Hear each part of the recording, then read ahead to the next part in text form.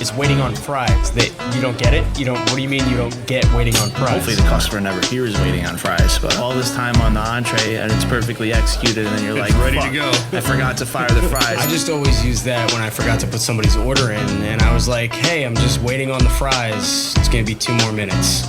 Realistically, I come back 10 minutes with the food. Exactly. We're about a year and a half in. We're like 55 shows plus. We've been doing a lot. We've been throwing a lot of content out there. These things take up a handful of time. We got 2 episodes out a week now, too. We've got the Waiting on Fries side, which is the short form with the topics, and hopefully restaurant owners and management are taking these gems out of, the conversations that we're having here. And then we get to talk to somebody that owns a thriving business and get their take on how they're operating their business. And hopefully that then transcends with some more gems for owners and operators and management to be listening to. So where am I going, Nooms? All I'm going here is saying, hey guys, we've set up a Patreon.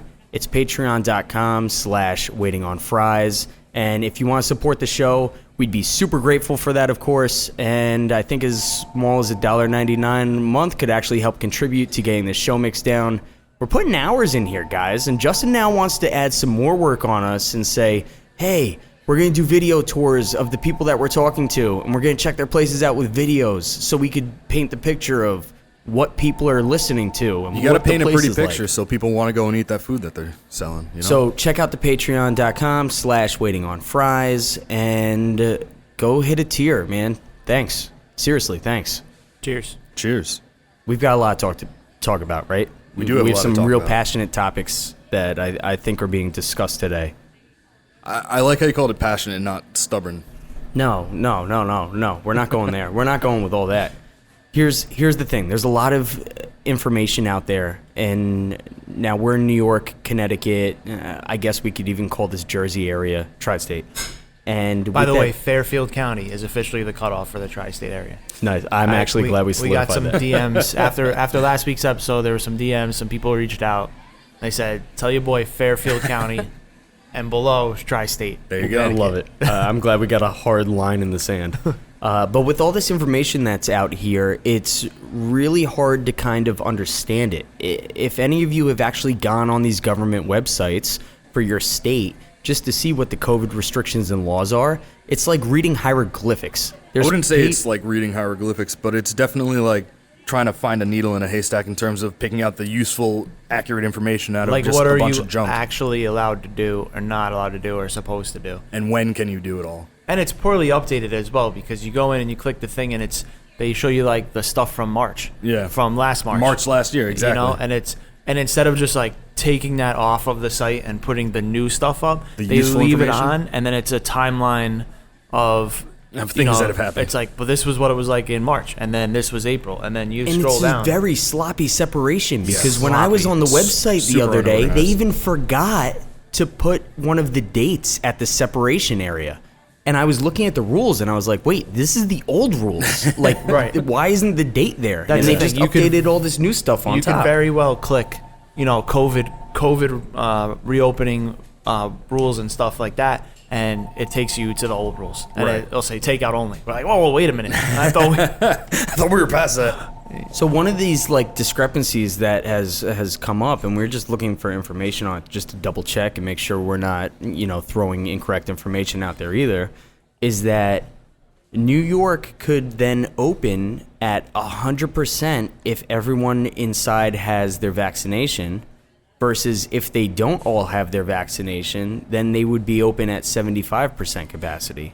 And this would happen on, I guess, the 19th or, Right. Whatever that date was. or so it seemed. Or so we were told. Yes, but after further research, we have now believed that that is not correct, and that is correct in some capacities, like sporting events, concerts, Wedding halls, reception venues, weddings, that sort of thing. where it's like a larger gathering where you have 150 plus people. Correct. They're asking you to either provide negative COVID tests or your vaccination card to attend such events. But on the smaller scale, where you have a small restaurant, or just a restaurant, it's not necessarily required to do it that way, based on what we're reading off the state website, which may or may not be 100% accurate. Based on the dates available. Do you think, and I know that concerts have now happened where people were providing their vaccination. Sporting events have now happened as well. Or a rapid COVID test. Exactly. Do you think that, like, say our local theater out here could actually have a concert and have it fill up with people that have been vaccinated? Like, I think so. Potentially, yeah. I think it makes sense Right, for like, something like that. How many people can the cap hold? Thousands?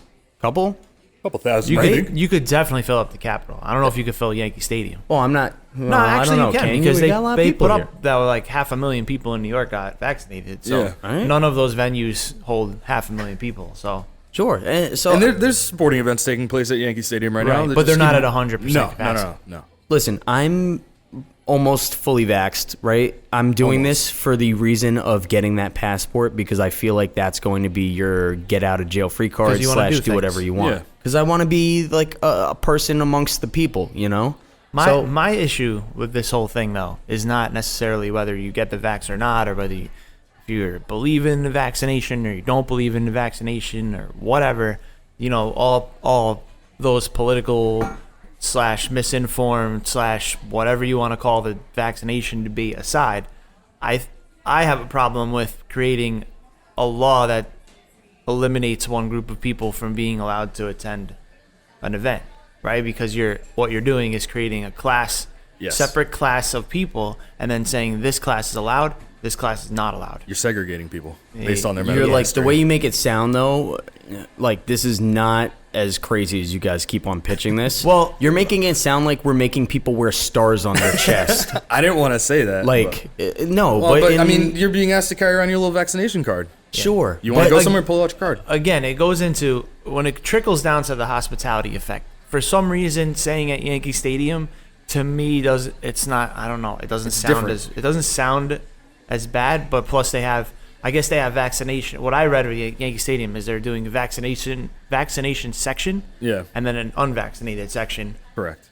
which still sounds a little weird. But they're not like saying you're not allowed to go to the game. But they're saying in these vaccination sections, there's no social distancing. Right. And then, where if you're not vaccinated, you still have to social distance. We don't have to get deep into that whole thing, but The morality of that. at least there's been some trickle down where maybe a small business would want to decide to follow the same guidelines and, you know, embrace the whole vaccination effort and say, you know, we're going to be an 100% vaccinated establishment as well. And I feel like that gets tough because in the hospitality business, we're trying to provide as little barriers to entry, as little barriers as possible. And if you're going to choose to do that, you're essentially creating another hurdle to make people feel comfortable to come inside your business. And again, you're separating two groups of people and say, we accept these people, we don't accept these people. I understand barriers to entry. I get it. I fully understand what you're saying. And also, I mean, we don't like barriers to entry because when they exist, we make less money, right? The cash sheets are lower. We don't have as many people coming in. They're not buying as much. They might not be buying at all. Right. We want as many people to feel comfortable You walking want the in possibility their of doors. as many people as possible. Yeah. So from a financial standpoint, if I had a space and I felt that there was enough people that were vaccinated that would still be able to fill my doors and I could operate at 100%, I would easily make the decision to go to 100% occupancy, and I know there's enough bodies out there to come in that are vaccinated. See, and I would not. And what do I have to do then? Then in that scenario, I have to hire a check bouncer. their ID card pretty much. Yeah, exactly. Or have a bouncer at the door. I mean, if the place is small enough, you are the bouncer as a bartender. For sure. And I have no problem checking a vaccination card the same way I have to check an ID.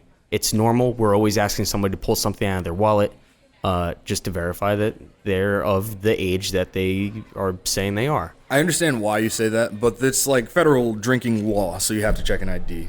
But it's not a federal law for someone to show you vaccination cards. Yeah, but that's not the difference. That's really not the difference because you can make it the law, and I would still disagree with it. Yeah, because don't because you're disagree saying with the like drinking law. having a drink is not it's not relatable to this whole medical history question. Well, no, it's everybody. If you put an age requirement on something, right? Like Right. you have to be 16 to drive, or you have to be 21 to drink, or Right. whatever. you're not eliminating any groups of people based on their beliefs. Everybody eventually Everybody's gonna get to be that you're age. gonna turn 16, barring a tragedy or something like that. But no one chooses not to turn 21. You know, like you don't say like no, I'm 20. Yeah. I don't. Well, we Girls could have get been there, doing but- this for years. They've had their 30th birthday like 7 years in a row. But essentially, I get what you're saying. No Yeah. group of people or no belief or no like person making a choice of free will is barred is from that. eliminated by an age requirement. Correct. Right? But when you do other things now you are eliminating a group of people. I don't want to get too onto the no politics side here. You don't want to get too far on that side of this subject because it's really not the point. But those are the differences of the laws. Yes. And as it stands right now, it looks like they're not saying a restaurant has. If you want to have 100% capacity, they're saying you need to still be able to be social distance, but they're not going to cap the number of people you're allowed to have in. It doesn't look like they're requiring restaurants at this point to be 100% vaccinated. But if they did, and they said you can either fill all your seats, but everybody has to be vaccinated and you have to enforce that, or you can stay at 75% or 50%, but you can carry on as we've been doing. Our business choice would be to carry on at a lower capacity, because it's my belief from the hospitality standpoint that you would actually do more negative than good by doing the vaccination. I understand your point is like, I'm gonna fill this place up and get as many bodies. Well, say the difference, though, is like 75 people difference, maybe, right? Think about it as a bar where it's a lot higher he's capacity. saying he understands the numbers behind I understand the numbers, but it's long-term, short-term, right? Because you run into your situation where you say, right away, I'm going to do vax. Hey, I can put 150 people in here now. I don't have to stop at 80. So for the next couple of weeks, you got 150 vaccinated people in here. Everything's looking good, right? But all those people that were coming in that didn't get vaccinated for whatever reason, right? You know, whatever they chose to be their reason that they didn't get vaccinated yet, they couldn't get in your place. And now they feel some kind of way, right? And they'll remember it. And what if you have a regular guest that's been coming to your restaurant, like a family that's been coming to your restaurant, and they come every Friday night, and they now all of a sudden we're gonna say have to be vaccinated. You're saying no, fam. You know how many times I've dealt with somebody having drinks that was like, I'm never coming back here again. But that's just different. to see them like an hour later come back in the door. But that's different, right? Because No, you're but talking it's about similar. an inebriated person who probably went over the line, and you were like, cut them off. And I speak from the bar perspective. Yeah. of But it. he's talking about cutting someone off before they even got to that You're point. not even. And I'm saying a family that's been a loyal guest, right? They come every week. They spend money. They're nice. They know you. They know your staff. You know them. You know their kids. You watch them grow up. Now we're going to say, no, you have vaccinated. Because they made a different choice We than didn't you. want to be vaccinated. And you're saying, I'm sorry, you're no longer welcome here. Well, what happened? Oh, you didn't get a vaccination. And then 6 months from now, where none of this matters, they're not coming back. The worst part about this too, though, is even if you decide that you're going to stick to being at the 75% level, like you still have to have this other body still kind of enforcing and seeing what's happening around. And I mean, we talked about this a couple episodes ago too, where it's like everyone's kind of dogs off the leash now that they're seeing the outside areas open up and they're kind of participating in being on the rooftops where everything's just back to normal again. And I mean, even, over this last weekend, trying to police people coming into the business is almost just not bearable. Like it's almost not doable whatsoever because, in a specific instance where I decided to try to alleviate some work from somebody else, as we're super understaffed, which we'll talk about in a little bit as well, I opted to serve somebody from over the bar instead of just making them stay in their seat and go through a server. And that kind of just opened up this floodgate. Next thing you know, we've got like 15 kids in the front, which are on the younger age of like, I'm here to party, which all kind of commandeered the front area of the bar, which was kind of okay considering they were in a holding pen. But like by the law's concern, no, it wasn't okay by any means. And it was really hard to re-throttle after you've opened up the floodgate because everyone's no mask walking around like everything's normal again. And you only have 3 people in the bar working that night.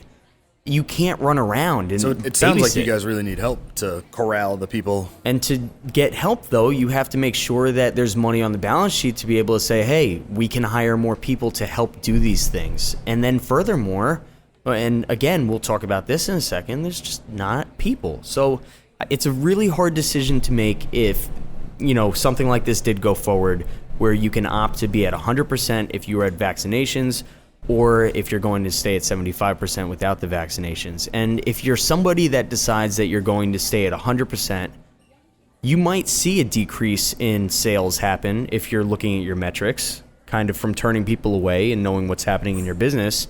And then do you make the conscious decision to pivot right there and say, I fucked up? Hopefully you would. I mean, if you realized you had made a mistake, but Yeah. you just asked a whole lot of questions there. There's a lot. It sounds like it's time This is how for my you guys. brain goes. We I get have it. things turning. I get it. It sounds like it's time for you guys to start restaffing, though. It's It just- sounds like you have enough people in there that's going to spend enough money to pay the people if you hire one or two more. Speaking of people, I got a bunch of people going to a house in Cape Cod in a couple weeks. Ooh, sounds like a party. Yeah, sound like a party. Mike's finally getting married, Hey, congrats, Mikey. and we're gonna throw him a little bachelor party. Nice. And we're going to the Cape, and we're doing a fishing charter. We got a nice big house on the water. But you can't just eat fish all weekend, Justin. No, so the first night we're there, when everybody gets there, we're gonna have a nice steak dinner with some bourbons and cigars. So I'm hoping and praying you hit up NewYorkPrimeBeef.com. We did. Okay, thank God. NewYorkPrimeBeef.com. We got enough steaks for 14 guys. That's Nice. a lot of fucking steak. It's 14 dudes in a house. Nice. Listen, NewYorkPrimeBeef.com. What's the code? Promo code waiting on or fries 15 for 15% Fries 15. off your Gonna order. give you 15% off your order. You get free shipping after you hit some type of maximum number. Awesome. $200. That's right, and they're shipping it right out to the Cape, so I don't even have to get it to my house. So it's gonna be and there then drive nice it, and cold, drive it out. waiting for I'm just you. sending it to the house. It's gonna be there on some dry ice in front of the door. All I heard was your cooler's Beautiful. filled with beers and you're not wasting any room on meat. Exactly. Love it. That's the way to go. Nooms, you're telling me that we should just hire more people. Yeah, man. There's a huge problem here. What's the problem? Everywhere is hiring, and there's Exactly. nobody responding to the hiring ads. And I don't think you're making your ads enticing enough. I know plenty of people looking for work. where? I don't know. People looking for work? Yes, sir. Send them my way. I will do that. So we just talked to Angelo Frankie Finucci's on the last episode too, and he reiterated that he is literally having conversations with people via email or whatnot after taking in their resumes, and then sure enough they just disappear into thin air. But that was like always how it was, you know. No, it wasn't. No, it's different now. We used to put a Craigslist ad up, post a Craigslist ad, you get 35 applications. You'd say, don't respond to this ad, please go to the website and fill out the application. And they would all respond to the ad. Yes. And they would, just say something like, that made it look like they didn't read the ad. And you would call 25 of them, because 5 of them right off the top you just know weren't going to work out. Call 25 of them, schedule 14 interviews, because 9 of them didn't have a car or lived in Oklahoma and applied for a job in New York. Right? That's the best. When you get someone out of state applying for your job, it's Yeah. like, when can you come in for an interview? Where are you guys located? Mamaroneck Avenue. Oh, where's that? And type it in on Google. Yeah. Oh, yeah, I'm not in that state. Yeah. I actually live in San Diego. Yeah. Like, why are you applying? Anyway, so you schedule 14 interviews. 6 of them show up. 1 of them is good, and only because it's the only one that was worth hiring. So you get 1 out of the batch. Out of the Now, 30. I posted Craigslist ad 3 times. I've gotten a total of 2 responses. So take So this. then I think in your case, you gotta change your tactic up. Change where you're Well, gonna. yeah, we're not going to use post. Craigslist anymore. That's exactly what I mean. We've been putting the ad now on our Instagram page, just trying to reach our own base and see who's in there, who wants to it go. We doesn't got a matter, couple though. applications from Reach that. out to like culinary school and stuff. It Swipe doesn't up. matter what you do. It doesn't matter what you do. I think it does. Because I think here it we does. go. Thursday, the It jobs matters what report. pool you're hitting, Yes, and it 100% matters. but what that's pool a you're different hitting. conversation. Yeah. Because then you're looking for a certain type of, like, the people that are going to embrace your culture and Yeah. whatever. That's a different conversation. The problem is what Jay's about to read right now.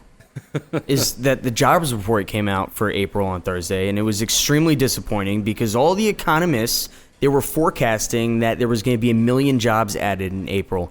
And then the Labor Department comes around and they go, hey, we only made 266,000 jobs, which is a huge miss as far as what they 1/5 expected of what to they were see. looking for. So, everyone's saying, what's happening? How could this be happening? Where are all the people? And we've been having the restaurant argument that people are kind of just enjoying the unemployment benefits that are going on, along with the 300 extra stimmy that's coming in for them too, and they're living a lavish lifestyle on a couch, right? This is happening. We're seeing it. We know that there are people in this industry that are cleaning up on unemployment while also working for cash in the restaurant business in some places. It's cool that you don't know them, but they're out there. And I'm just stating the facts. I've made 3 hard offers because we need to hire 2 managers and like 6 bartenders and 10 servers and a couple busboys. Yeah. Probably 8 cooks. But I've made 3 hard offers to people, and all like good ones. And all 3 of them are on all unemployment? 3 of them were turned down, saying I'm still getting unemployment. Can you pay me? One of them just said I don't want to come back to the restaurant industry, and then the other 2 were like, can you pay me cash? I'm still getting unemployment. I was like, no, I can't do that. So on top of I'm glad I have a lot more savory and upstanding friends than you guys do. On top of the known unemployment issues These are that my are friends. These are people I incurring offered Potential positions. employees, I get it. through, people not working and just collecting checks, they're feeling like it's nice to get off their feet. They might still just be able to be thriving on the $500 or whatever it is they're making a week. There's other reasons that have kind of popped up too as part of these hypotheses here. And one of the reasons also is COVID, where they're suggesting that people still fear returning to the workplace because they think that they might get infected with the virus. I don't know these people. I don't know anybody that's really scared of COVID. I don't know those people either. And if those people exist, I guess that's somewhat reasonable. But at the same time, there's workarounds from that. There's work from home jobs. There's things you could do other than, come back to a place that you feel at risk. Sure, and now you're fortifying the fact that people are leaving this business, though, and maybe going somewhere else, choosing to work from home, doing some other job. I did see a post the other day. It was kind of a meme, but it was like people complained for such a long time that they made such a low amount of money working in a restaurant that they finally went and did something else now, and so that's it.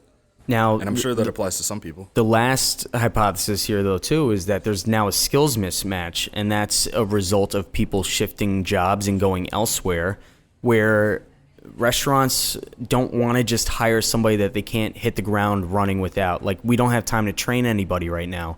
We are going from 0 to 100 with the way that things are opening and the way that we're short-staffed. So to actually restaff a place, you don't have all this extra time to just say, all right, let me take you through this huge training manual. I understand why you say that, but I think that argument is similar to the one we just had, where you're creating an artificial barrier between you and an employee. I think a good employer would be ready, willing, and able to train somebody if they're ready for a job. Yeah, but what if you've got a staff of 4 people and your good employer that you're suggesting is already doing a million things just to keep the wheels turning on their establishment? Like, there's not extra time. Like, There should be processes and procedures in place to train a new employee. you got extra time. There's not, but there's time. But Yeah. you have to make it. You have to make it. So it's a procedural situation. And You it's- both feel. There's never gonna be time. If you're a busy restaurant, if you're a busy place, there's never like, oh, here's a good time we can train someone. Yeah. It's always gonna be, We just have to get it busy done. and run through it. But what a person training has to do to get completed, and you should be able to just have them come in and like we have certain days. Like we know that Mike is gonna be in the kitchen Wednesday nights, and that's like midweek, busy enough where you see some action, but it's not too busy. And we know that just right during that shift, we can get a menu training done. Yep. So we just know that if we're training people on menus, it's going to be Wednesday night. If they can't train on Wednesday night, then they can't take the job. Like that's just When we just had, how it is. I was just speaking to Jess, who we spoke with earlier from Bubbles, right? Moet Hennessy. Thank you. Yep. And Jessica Hagistilianos, Yo, good job. love it, nailed it again. Nailed it. Literally, we were having a conversation about this, and she said, and I quote, like, I've talked to so many GMs and owners, and they all say the same. They can't open at full capacity or for additional hours because they can't find staff. I was out this week out east, and a GM was saying how he has staff, but they were like, can you pay me cash? And only X amount of hours so I could still get my benefits. Wow. Like, this is happening all over the U.S. It's not just right here, and I'm sure there's a lot of people that are feeling this blunt, like, of trying to just maneuver around these problems, and it's really fucking hard. Like, you could pretty much walk into any restaurant right now and probably get a job with a lackluster resume. Easy. Resume. If you can smile Yeah. Oh man. and complete Do you- one sentence, Can you walk 5,000 steps in a day on the low end? Easily. 5,000. I'm just putting it out. I don't check the step counter. You know what I mean? Going, bro? Like, Where the fuck are you not going? All right, what we got happening going forward? We got Sign of the Whale coming up, right? Got Sign of the Whale coming up. Yep, we're going to have conversations about opening up the rooftop bar and talking about literally the changes that have now occurred in going back to normal. And then next week, we're going to do something special. We're going to break down merchant processing rates. Ooh, it sounds like so much fun. That sounds so sexy. Because nobody understands that language, but we got a guy that does. That is exciting. That is very exciting. It's correct. And the amount of times throughout my life that I've heard somebody try to ask questions about merchant processing, this term that nobody can actually figure out and break down, we're going to have the breakdown for it. Let's go. Right? So hit the patreon.com/waitingonfries. Go subscribe onto a tier. Help the squad out a little bit. We've got a lot of content coming down the road. We're going to start filming a lot of these places that we go in and talk to. That way you have perspective of what we're actually looking at and what we're talking about instead of just having Nooms break it down with a lot of adjectives. Guys, don't forget to hit that like and subscribe button because, algorithms.